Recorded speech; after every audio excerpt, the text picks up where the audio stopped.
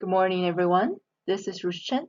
Today, my colleague Dr. Higginson and I are going to share a little bit about how to develop standard-based assessment for elementary PE using existing resources. A little bit of ourselves. Dr. Higginson and I are currently serving at the Physical Education Teacher Education Program at Minot State. We both graduated from the Ohio State University and moved to Minot last year. Most of my work focused on younger children and individuals with disabilities, and Dr. Higginson worked with individuals of all ages, focusing on their social and emotional learning and development. This is our first ND Shape, and we are excited to be here. In this presentation, we will first review some fundamental knowledge of assessment. It should be an easy review for everyone. We will also share some free online resources where you can find good assessment that you can print out easily and use for K-5 PE directly.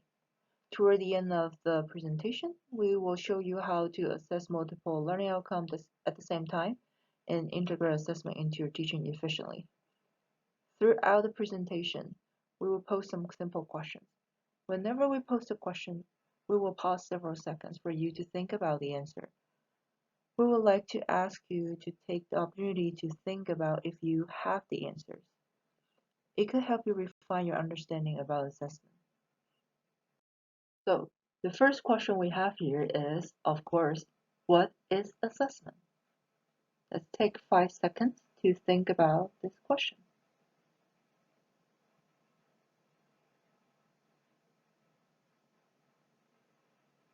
Do you have a definition for assessment? Assessment is the process of gathering information about how the learning is going.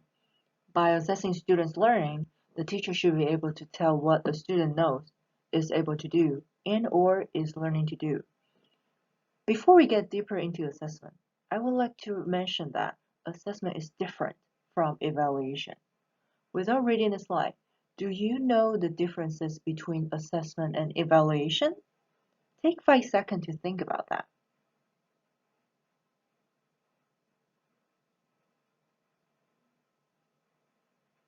In short, the major difference between assessment and evaluation is that while assessment helps the teacher to understand the learning status, evaluation uses assessment data to place a value on a student's learning outcome. For example, after teaching a skill, you may ask a question to check for student's understanding, which is an informal assessment. Let's say the student were able to give you the correct answer. So you then say, "Good job, everyone." By saying that, you were using the information you gathered from the assessment, which was the question, to evaluate how well the students had learned. The purpose of asking that question was not to judge how well the student had learned. You were asking the question as an assessment to ensure that the knowledge was learned.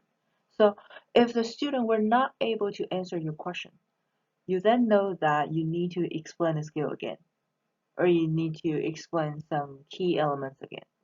In that case, you only use the question to assess learning and inform teaching, not evaluating learning because you did not judge how well the student learned. Let's talk more about assessment. Why do teachers do assessment?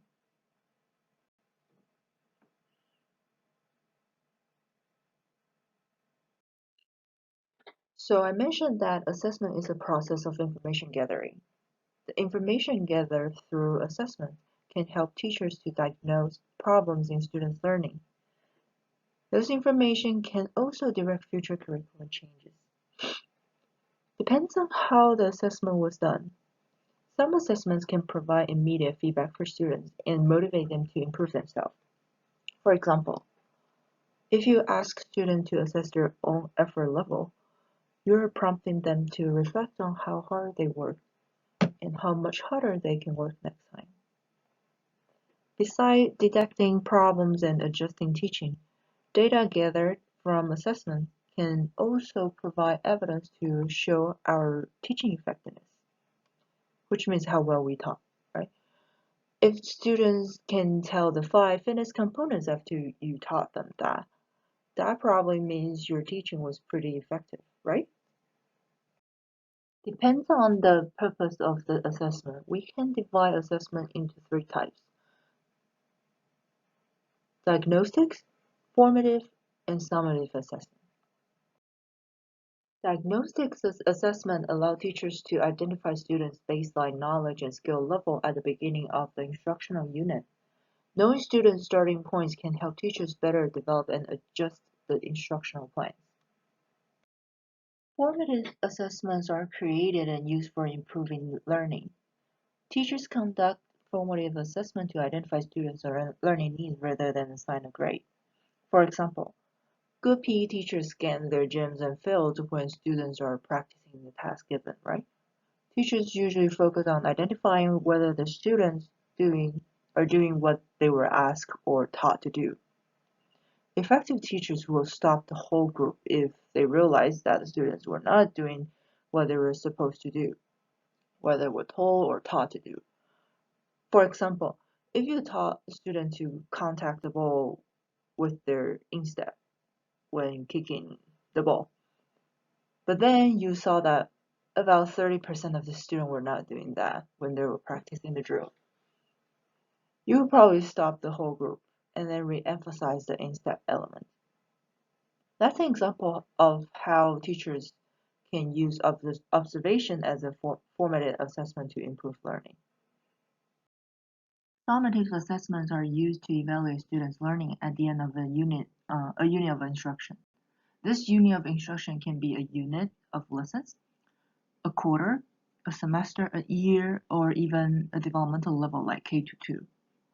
Teachers use summative assessment to measure students' learning and then compare students' performance with a set of standards, benchmark, or criteria in order to generate grades. So if we compare formative and summative assessment, the major differences between these two types of assessment are the timing, when, the reasons, why, and the approaches, how, the teachers adopt when doing these assessments. However, it is also possible to use exactly the same assessment sheets for all three types of assessments. For example, this is a critical element checklist for kicking. Teachers can use this assessment sheet for diagnosing students' baseline kicking level at the beginning of the year. Or they can use it during the unit where they teach kicking to inform themselves which critical elements are more difficult for students to perform. In that case, this assessment will be used as a formative assessment. Or teachers can use this specific assessment sheet at the end of the kicking unit or at the end of a kicking lesson to measure how well students can kick and then generate grades based on the result from this assessment. In that case, it will become a summative assessment. Besides the three types of assessment we just introduced, there is another way to categorize assessments: formal or informal assessment. The major differences between formal and informal assessment are that formal assessments are pre-designed and aim to collect data on specific learning outcomes, whereas informal assessments are more process-based and done during the teaching process to inform teaching and learning. An example of formal assessment in PE will be something like a knowledge test. And an example of an informal assessment in PE will be teachers scanning the gym, teachers scanning the students, and then provide feedback on what they did well, what they didn't do well. It is important to know that we have all these types of assessments. And all these types of assessments, although can look the same, they're used at different timing with different purpose. And the data or information collected from different types of assessments are used in different ways. Today we are going to focus on standard-based assessments. That means through the process of assessments, we would like to collect data that tell us whether our student met the target standards and expected learning outcomes.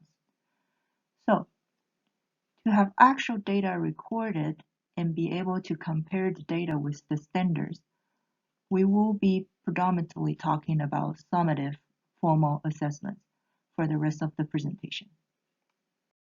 So in the next part of the presentation, we are going to talk about, based on the standards, what should be assessed in K to 5 PE, and who can be the assessors, when and how often should we conduct assessments, and what resources are available for getting existing assessment tools, and some efficient ways to conduct assessments in K to 5 PE settings.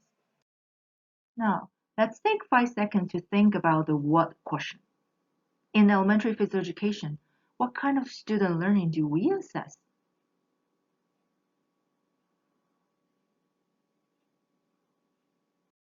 Usually in education, we divide learning into 3 domains: the cognitive domain of learning, the affective domain of learning, and the psychomotor domain of learning. Cognitive domain is like knowledge or cognitive skills, and psychomotor domain is like movement, motor skills, or even coordination skill, balance skills. And the affective domain includes personal social behaviors, students' feelings, values, emotions, and belief and attitude, things like that. So when we try to match the standards with the learning domains, it looks like this. I listed the focus of each standard on the left in this table, and then on the right, that's each learning domain. Some standards, pretty much one, standard 3 cover both psychomotor and cognitive domain because you see knowledge and skills there. That's the keyword. And the first standard pretty much just cover the psychomotor domains of learning because it's all about motor skills and movement patterns. And the second standard cover the knowledge part of movement skills. Like if you actually know how to do it without doing it, if you have the concept, you have you know the principle, you know the strategy, things like that. So that's more of knowledge. And standard 4 and 5 are behaviors or values, beliefs or attitudes, enjoyment, emotions, anything like that. That will be in affective domain. So the cognitive domain of learning involves the development of students' cognitive, or you want to say mental skills, and the acquisition of knowledge. In PE, some of the examples include sports rules or a general concept of how to play a sport, and tactics and techniques, knowledge about how to do this sport-specific skills. And some cognitive functioning cognitive skill, including problem solving or critical thinking. Also, you have this big area of knowledge or cognitive skill that students will need to maintain their fitness and wellness. Some example including the knowledge about healthy diet and the cognitive skill like planning, goal setting for their fitness plan. An example of a cognitive assessment looks like this. If you want to assess whether the student know the location to place the pedometers, you can give them photos like this and just simply have them check off the right options or circle the right position they need to place the pedometers. And that can easily assess their knowledge about whether they know where is the most appropriate location to place their pedometers if you are using pedometers.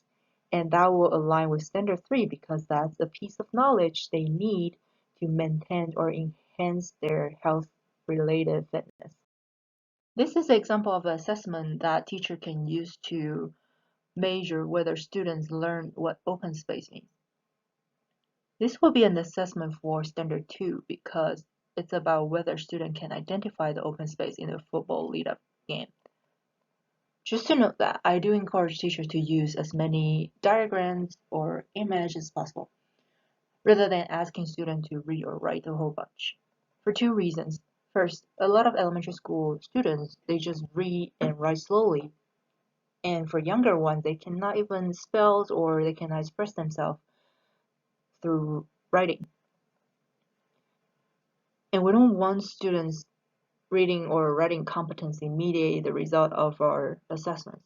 It's maybe not like they did not get the knowledge, it may be just that they didn't have enough time to show that they actually got it. And the second reason was that it just it takes so much time for students to actually complete the reading and writing you're requiring them to do if you actually require them to do that in your assessment. Think about how we only see them maybe 20-30 minutes per class, maybe 1 or 2 classes per week. How much time do we want to spend on assessment? Assessment is necessary because it help us get information about how we can improve our teaching, and it give us data to do the evaluation. It is still important. However, we want to minimize the time that we spend on doing assessments. So this is an example of an assessment where you ask students to read a little bit more and write answers. I would say this will be only appropriate for your 4th or 5th grader, and depends on their reading and writing competencies. Sometimes it may not be super appropriate for 5th graders. So it really depends on your students' reading and writing competencies. This kind of writing assessment can or cannot be effective or efficient. The affective domain of learning in PE includes students' feelings, emotion, and attitude related to physical activity or fitness. It also includes the positive personal and social behavior we would like to see in students when they participate in physical education, sports, or physical activities.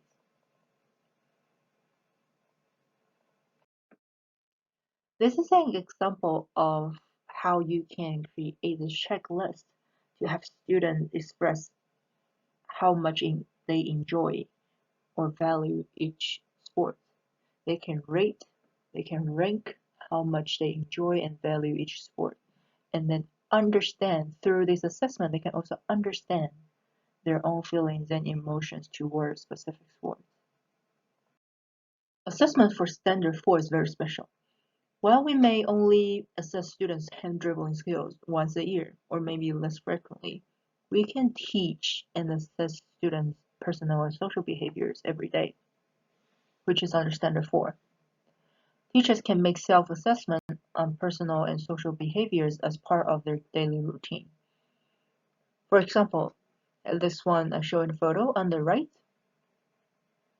you can ask students to tap out when they walk out the gym, and you will pose a question of the day and have them rate themselves by tapping on the skills. So for the question of the day, you can focus on certain personal and social behaviors that you are actually assessing and evaluating. Or you can change the question, the prompt, based on the lesson focus of the day. For example, if you're doing a noodle hockey and then you emphasize teamwork, then this question can be something related to teamwork. And even if you ask students to tap out every day, you do not have to record their rating every day. Sometimes it just helps them, give them a question to think about, to reflect about their own behavior, to reflect about what they have done during the class, how well they have done. So only record the one that you need for keeping the data or for evaluation purpose. Like one of the kindergarten learning outcomes for North Dakota under Standard 4 is about following direction. You can give a question like, did I follow the teacher's directions to walk safely to the next station when I transition to the next station? Something like that. And then you explain how red means that you did not try to do that and you did not do that. Yellow will be you tried to do that and did that most of the time. And green will be you tried to do that and always did that. So make sure you explain what each level means and then what question you are asking before you let them tap out. So student will tap out and let it know the point, the level they rate themselves. It will be a very quick assessment and easy to record if you know everyone's name, because most of the students will rate themselves green or yellow, and it is easy to tell who didn't get green, who didn't get themselves a yellow, or who get themselves a red, so you can easily check those names off on your roster.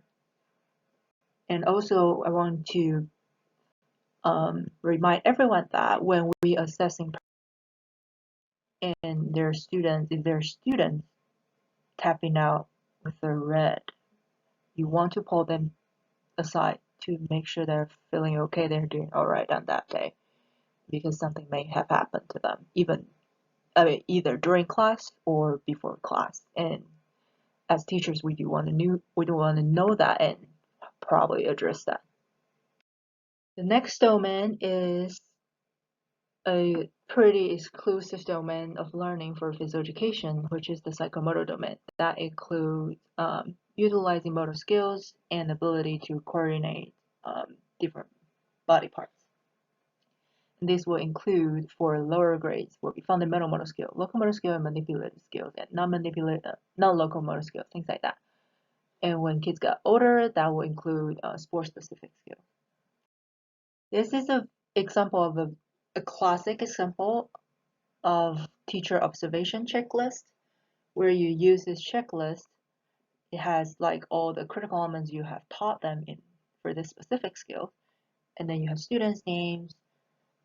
You walk around when students are practicing the skills in the drill, and then you check off what they did, what they show you when they were practicing.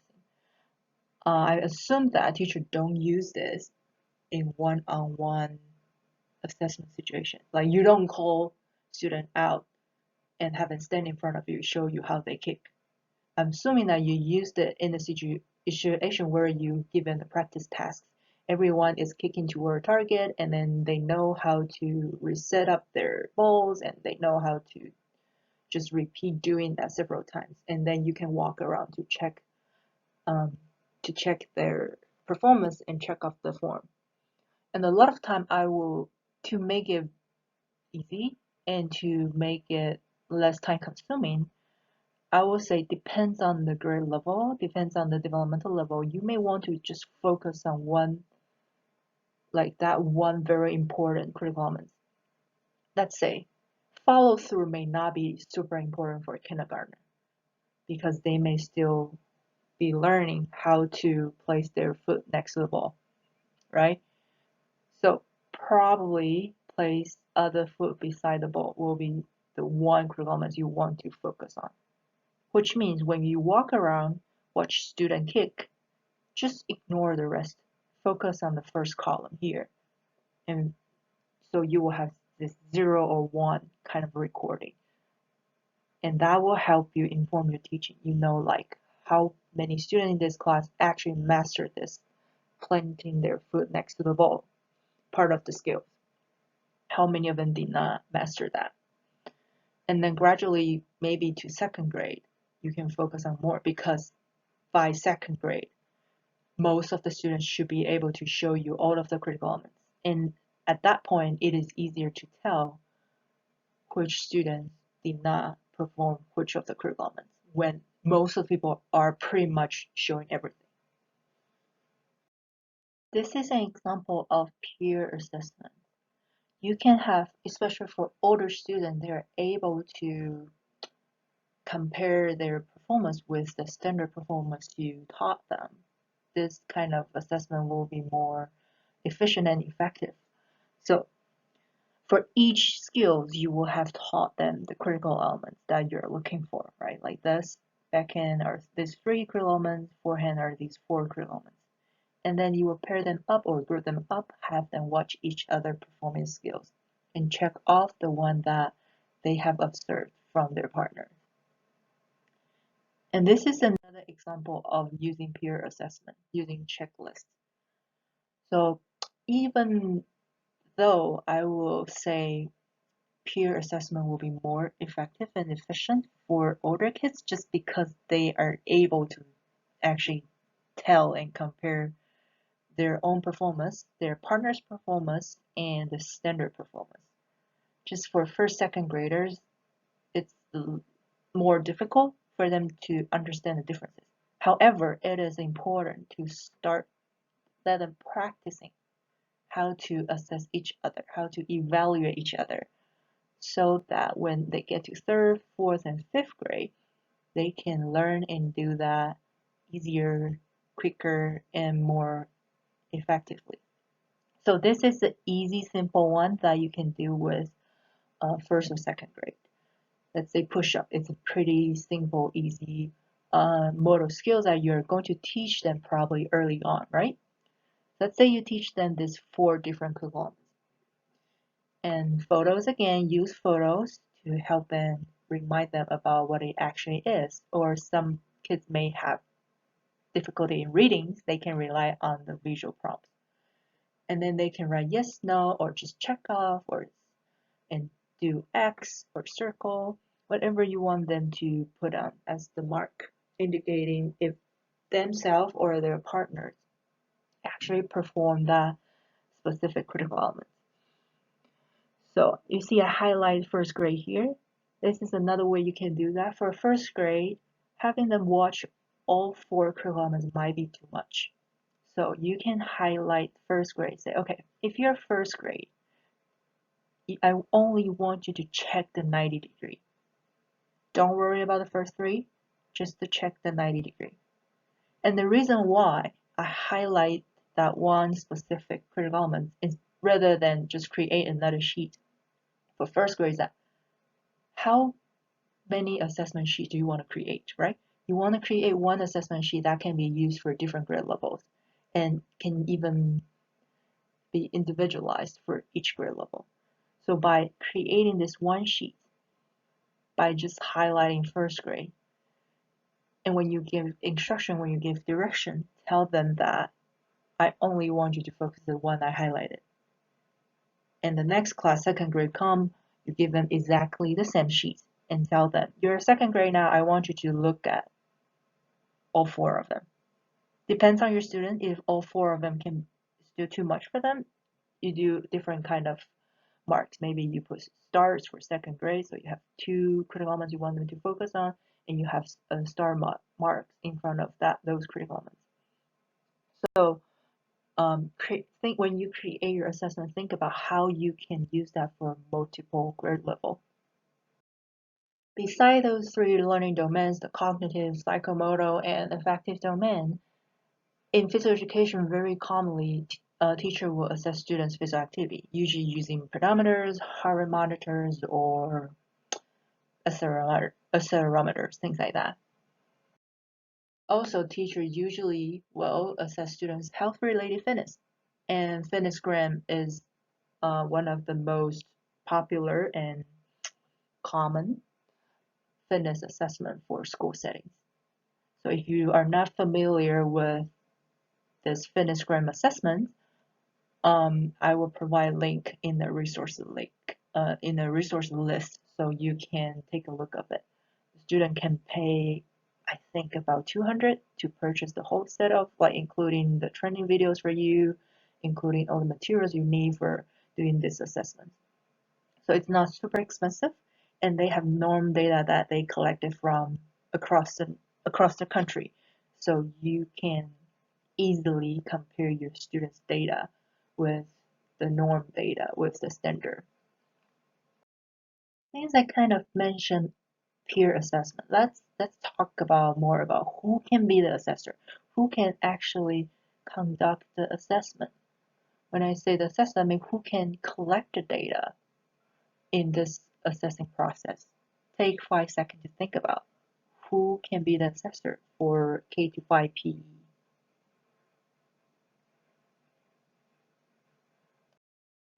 So the answer is, of course, teachers. Always teacher will be probably the major assessment. Like when you walk around holding your observation checklist, checking off students' critical elements that they perform, you will be the assessor who collecting the information, collecting the data. And also we mentioned students. Students, they can do self-assessment. Remember we talked about how they can rate themselves on different things. And they can do peer assessments, especially when they get older. They will be more capable of doing peer assessments. Also, some other agency, including parents, depends on your school. Some schools really do not allow take-home assignments. In that case, parents may not be super helpful in this assessment process. But if your school do allow parents to be involved in take-home assignments, then parents will be a good one to sometimes maybe just help you check off yes, I verified that my kids did this today. Sometimes just help you sign off something. And this is also, if your school allow take-home assignments, this is also a good way for you to advertise what you are doing with their kids in school. By sending a simple piece of assignment home, the parent can better understand what their kids are learning from your physical education class in school. Some other agencies, including people in the communities, which will be depends on if your schools are doing certain projects, students are interacting, working with people in the community, they can certainly have those people help them check off the list or sign up for something that you assign to them. So let's look at a quick review. I know we have talked about the different type of assessments and what is assessment, why we do assessment, and what to assess actually based on the domains of learning, standards, and learning outcomes in physical education, and also who can be doing the assessment, who can be the assessors. Here I have a table including all those aspects we have talked about to show you some of the common formal assessment for K to 5 PE settings. In the last part of the presentation, I'm going to talk a little bit about how to increase the efficiency of the assessment process. The first tip I have is to minimize the writing time and use a lot of photo image to visually support students' information receiving. So we kind of talk about how to use photos and images in the previous part. Now I'm going to list some of the ways that we can do to avoid writing or minimize writing time. For example, if you're using photos like this on the right, you can have students circle options like circle the healthy food or have them match like link all the healthy food, have them check off the healthy food.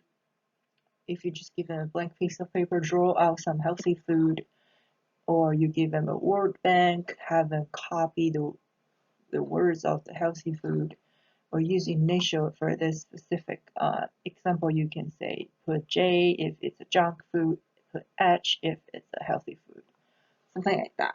So try to avoid letting them write. I know writing is important, but they learn that in other classes, and we want to try to save time for their other area, other aspect of learning in physical education. So the second tip is maximize the number of students you assess every time. You see the teacher on the left, he is assessing that one student every time. So the total time he is going to spend on doing this one specific assessment for all of his students will be much longer than the teacher on the right. The teacher on the right have everyone do the same skill, do the same drill, and he can just easily use the exact same recording sheet, hold it and walk around checking off the critical elements the students are performing. And when the teacher is watching, assessing one student, other students are still practicing the skills, which help them learn the skill better. The third tip is to integrate assessment into learning activity. By doing it, you will not have to separate assessment type from regular teaching time, which I don't think any of us can do that anyway. Most of the assessment will be done within the PE time, and student will be learning when they're getting assessed. Some example include adding peer coaching role in partner or small group activity. Just have one or two students be the coaches.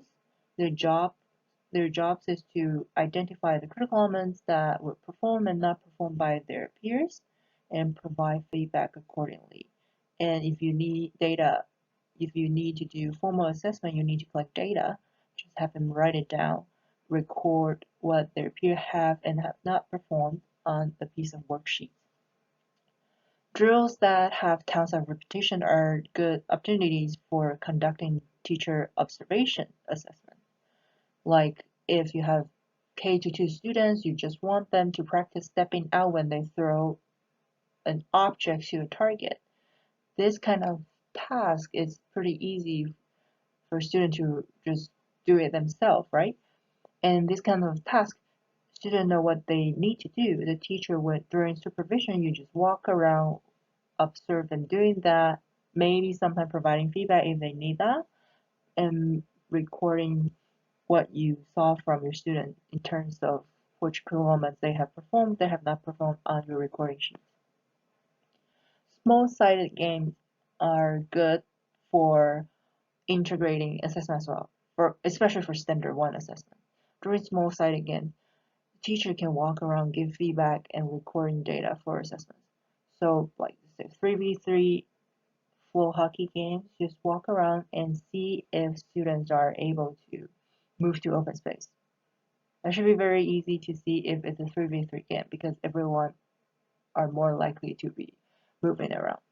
If it's a bigger game, like has more players on each team, then you may not be able to see uh, every student perform certain skills or movement in the game. And lastly, if you're doing stations, like fitness stations, add an assessment station where you give a slip, you leave your slip and pencils there, and each slip has this one question you want them to answer for the day. And if you do station for several days during the semester, you get to have them answer several questions, right? And when students arrive at the station, they can read quickly and answer that one question quickly. So the fourth tip to make your assessment efficient is to create, design, and use authentic assessments. Authentic assessment allow us to measure student learning in realistic situations. So let's use this learning outcome listed here as example.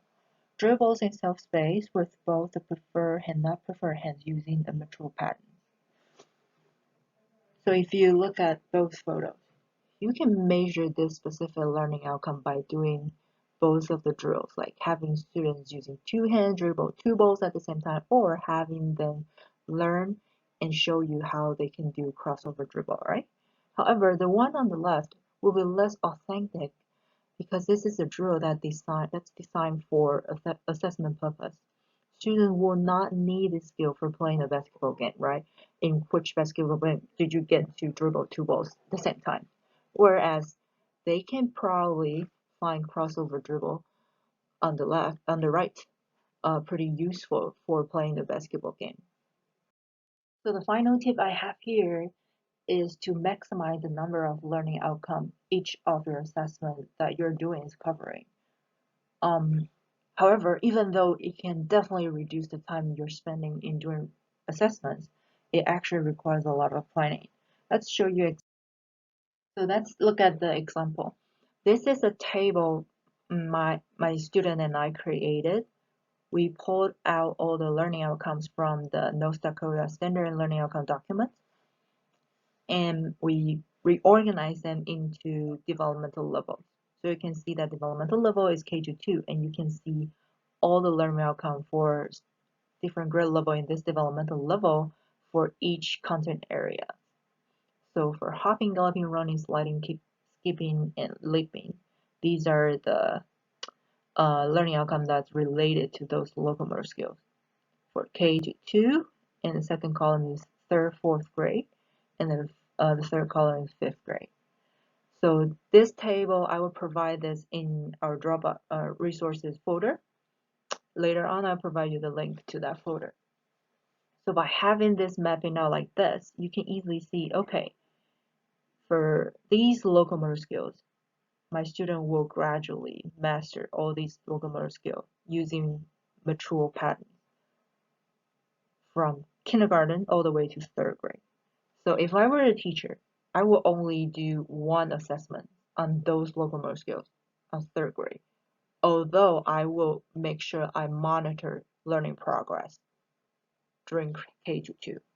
But I will really conduct a big locomotor skill activity maybe at the beginning of third grade. I think beginning of third grade will be totally developmentally appropriate for assessing students' locomotor skills. So I would design this learning activity where students have to just keep doing different kind of locomotor skills. And then when they're doing it, I just have 1, 2, 3, 4, 5 checklists for all 6 of locomotor skills here.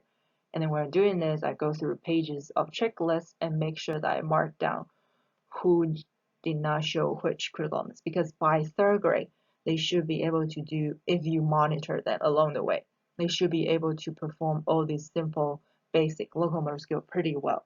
So what you will be looking for when they get to third grade will be those students who still couldn't perform one or two of those critical elements. And if you look at fifth grade, usually fifth grade have a lot of combining skill kind of learning outcomes. So let's look at the one that's circled by the blue line. Demonstrate mature pattern of locomotor skill in dynamic small-sided practice task. And the next one will be combine traveling with manipulative skill for execution to target. So if you think about it, can you design a learning activity that actually requires students to do both of this? I think a small-sided invasion game, like a small-sided basketball game, small-sided noodle hockey game, can easily require students to show you both of these learning outcomes. So think about how you can combine learning outcomes into one or just a few of the assessments. So this is an example of using one assessment to cover tons of learning outcomes. So by doing the 3v3 basketball passing game, using long, narrow courts, because that allowed them to run more, to travel more, and they can score by shooting at the hoop. By doing that, I mean, you can just let them pretty much play for 20 minutes. I mean, of course, you will be walking around giving feedback, and this will be one of those games that they do at the end of a basketball unit at fifth grade. But by doing that, you can assess all these learning outcomes. I'm not going to read through it. You can pause and take a look at it. But you will have to create all these assessment sheets for yourself, or some of them can be designed as peer assessment. So you can always have coaching roles on the side and have them code or record each other's performance, something like that. So the reason why I say it requires a little bit of planning is that when you try to do all the assessment, when you try to assess all the learning outcome together, your assessment sheets, your assessment tools need to be better designed, or to be designed a different way. You may want to combine some of the, if you used to assess individual learning outcomes separately, you may want to combine some of the assessment sheet together. So it is easier for you to record data, or it's easier for students to do peer assessments. Here are some really good websites that provide some assessments that you can literally just print out and use for your K-5 PE. And my lovely student assistants, they have downloaded all the dynamic physical education assessments and put them into this Dropbox folder for us. And they also have sorted them by standards, so it should be very helpful. And here are some YouTube video I found, like some teachers share about how they do certain specific assessment with their students. And the first one is a teacher explaining the state required assessment that all the PE teacher in the state of Ohio are required to do. So I guess the state of Ohio is probably the only one state that require all of their PE teachers to do exactly the same set of assessment. So maybe it will give you some ideas if your region or if your school district is trying to develop something that everyone can use. This is the end of the presentation. Thank you for joining us. And if you would like to have further discussions, or you're interested in learning different topics around assessments, at Minot State, we can definitely provide continued education credits on these topics, including evaluation and grading system development and assessment design workshop. Or if you're interested in learning more about social emotional learning, how to facilitate social emotional learning, or how to assess social emotional learning, we can definitely develop those continuing education courses for you. just make sure you contact us, either me, myself, Ruth Chen, or Dr. Kelsey Higginson. And I want to say thank you for our undergrad assistant Joel and Aaron. They helped collecting some of the resources that we are using for this presentations. And yeah, feel free to ask questions.